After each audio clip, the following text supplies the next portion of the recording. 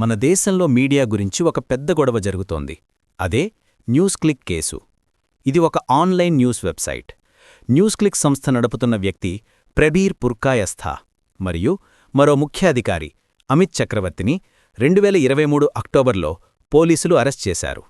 వాళ్లు చైనా దేశానికి అనుకూలంగా వార్తలు రాస్తూ మన దేశానికి వ్యతిరేకంగా ప్రచారం చేయడానికి అమెరికాలో ఉండే ఒక ధనవంతుడు నెవిల్లే రాయ్ సింఘం నుంచి డబ్బు తీసుకున్నారని పోలీసులు ఆరోపించారు.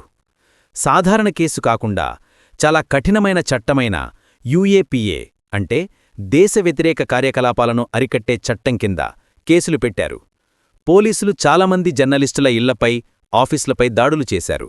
వారి ఫోన్లు, ల్యాప్టాపులు అన్నీ లాగేసుకున్నారు.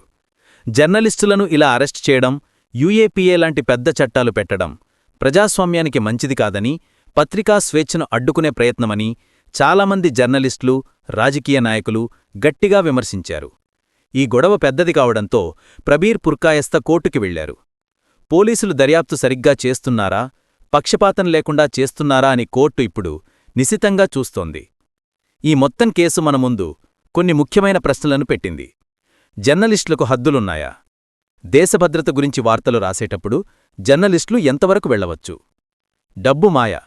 విదేశాల నుంచి డబ్బు తీసుకుంటే వాళ్లు నిజంగానే నిష్పక్షపాతంగా వార్తలు రాస్తారా, లేక డబ్బు ఇచ్చిన వాళ్ల మాటే వింటారా? ఇప్పుడీ కేసు కోర్టులో ఉంది. కోర్టు ఇచ్చే తీర్పు మన దేశంలో జర్నలిజం భవిష్యత్తును, ప్రజలకు నిజాలు తెలిసే హక్కును మార్చవచ్చు. అందుకే అందరూ ఈ కేసు గురించి ఆసక్తిగా ఎదురుచూస్తున్నారు.